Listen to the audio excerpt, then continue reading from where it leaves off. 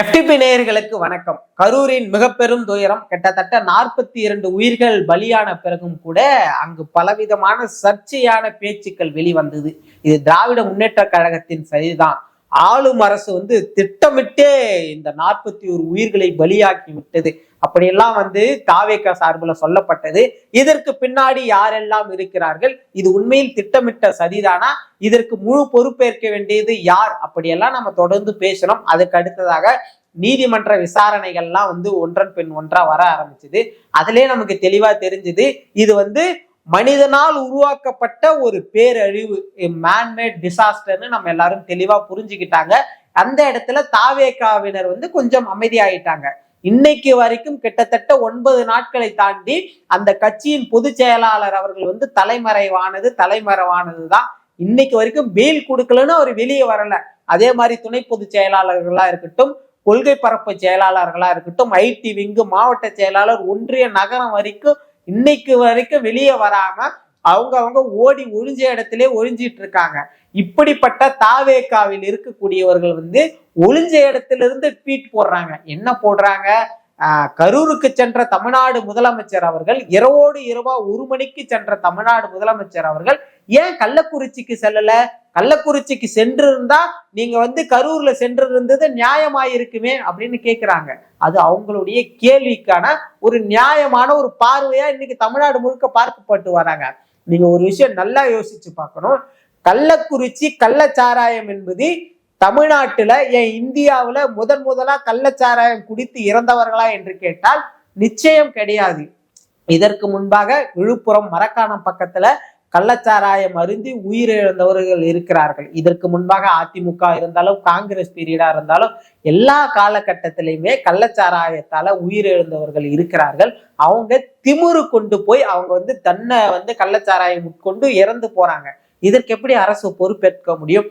அப்படியும் இந்த அரசு அப்படி இறந்தவர்களும் நம்ம அரசின் கீழ் இருக்கிறவர்கள் தான் என்பதற்காக இந்த அரசு 10 லட்சம் ரூபாய் நிவாரணத்தை அறிவிச்சாங்க.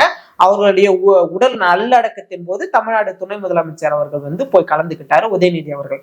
இது எல்லாருக்குமே தெளிவா தெரியும். கள்ளச்சாராயம் அறிந்து உயிரிழந்தவர்கள் வெறும் திமுக அரசியல் தானா அப்படின்னு கேட்டா இல்ல. இதற்கு முன்பாக ஜெயலலிதா அவர்களுடைய ஆட்சி காலத்துல கிட்டத்தட்ட 56க்கும் மேற்பட்டவர்கள் இறந்திருக்கிறாங்க. எடப்பாடி பழனிசாமி அவர்கள் காலகட்டத்தில் 50 பேருக்கிட்ட இறக்கலனாலும் நான் அந்த வட மாவட்டங்களை சேர்ந்த ஒருவன்னு சொல்றதால சொல்றேன். ஒவ்வொரு வருடத்துல கிட்டத்தட்ட 5லிருந்து 10 பேராவது கள்ளச்சாராயம் குடித்துதான் இறப்பாங்க. எதற்காக இதை நான் குறிப்பிட்டு சொல்றோம்னா, இந்த விழுப்புரம், கள்ளக்குறிச்சி, திருவண்ணாமலை, கடலூர், மரக்காணம் இப்படிப்பட்ட இந்த பகுதிகள் எல்லாமே முழுக்க பொருளாதாரத்தை நம்பி வாழக்கூடிய மக்கள் இல்லை. அங்க எல்லாமே கல்வி அறிவு அதிகமா கிடையாது. முழுக்க விவசாயத்தை மட்டும் நம்பி வாழ்வாங்க.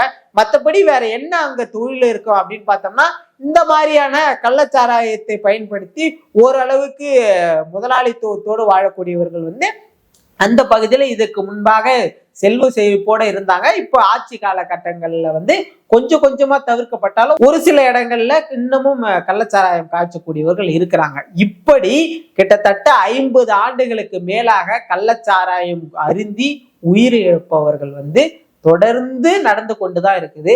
அப்படிப்பட்ட ஒரு நிகழ்வு நடக்கும் பொழுது திமிரு கொண்டு கள்ளச்சாராயம் அருந்தி உயிரிழந்தவர்களை கண்டு கொள்ளாம விட்டது அரசு. இங்கிருந்து அமைச்சர்கள் போனாங்க, துணை முதலமைச்சர்கள் போனாங்க, அங்க இருக்கக்கூடிய சட்டமன்ற உறுப்பினர்கள் அதே இடத்துல நின்று பார்வையிட்டு அங்க என்ன நிலவரம்னு சொன்னாங்க. அதற்கு பிறகாக தமிழ்நாடு அரசானது நிவாரணம் அறிவிக்கிறது. இதெல்லாம் நடந்து முடிஞ்சது. அதே மாதிரி அப்படியே கரூருக்கு பாருங்க. கரூரில் நடந்த இந்த 42 உயிர்கள் பலியானது இதற்கு முன்பாக எங்கேனும் இந்தியாவில நடந்திருக்கா? ஏன் உலகத்துல நடந்திருக்கா?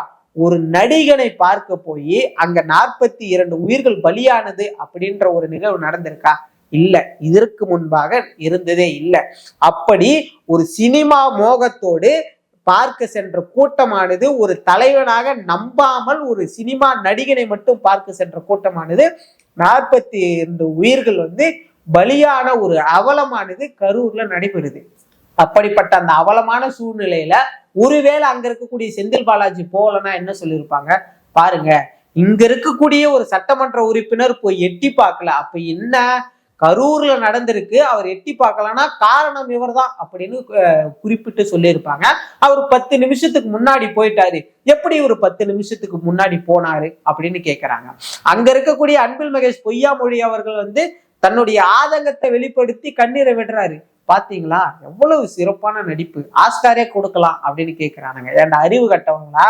அன்பில் மகேஷ் பொய்யாமொழி கல்வியில் சிறந்த தமிழ்நாடுன்னு ஒரு கூட்டம் நடக்குது. அந்த கூட்டத்துல அந்த இடத்துல எல்லா மாணவர்களும் மேடை ஏறி பேசுறாங்க.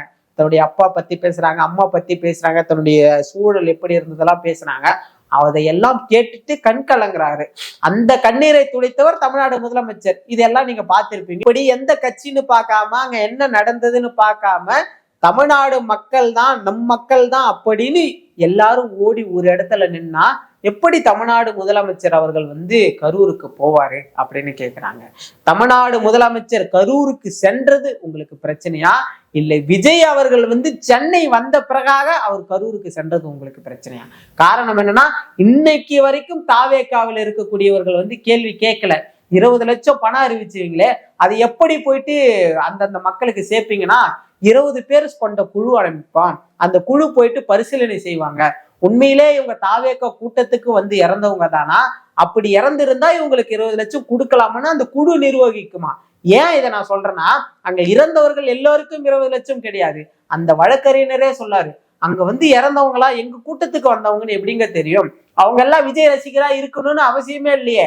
அவங்க திமுக தொண்டர்களா இருக்கலாம், ஏன் அநாத பொணமா கூட இருக்கலாம். அப்படிப்பட்டவங்க எல்லாம் திமுக சேர்த்து தானே அந்த 41 உயிர் பலியா ஆக்கியிருக்காங்க அப்படின்னு மிக கேவலமா சொன்ன ஒரு வழக்கறிஞர் தான் தாவேக்காவுடைய வழக்கறிஞர். இப்படிப்பட்ட ஒரு கூட்டங்களுக்கு நடுவுல இந்த 42 உயிர்களுக்கு எப்படி சரியான நிவாரண தொகை போக போகுதுன்னு நமக்கு நிச்சயமா தெரியல.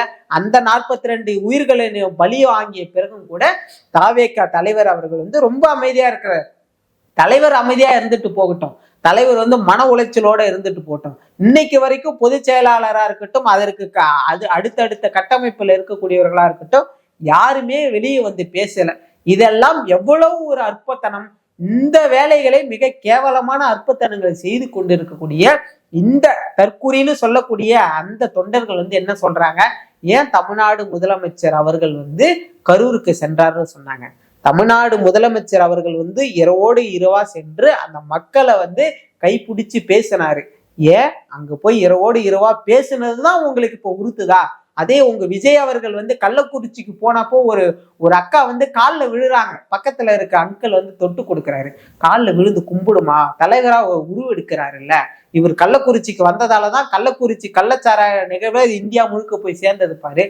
விஜய் அவர்களே 2 நாட்களுக்கு பிறகுதான் வராரு. அதற்கு முன்பாகவே அங்க சரியான முறையில எல்லாத்தையும் சீரமைத்து கட்டமைப்பு படுத்தி எல்லாத்தையும் சரிப்படுத்தியது தமிழ்நாடு அரசு. இது யாரும் மறந்துட மாட்டாங்க.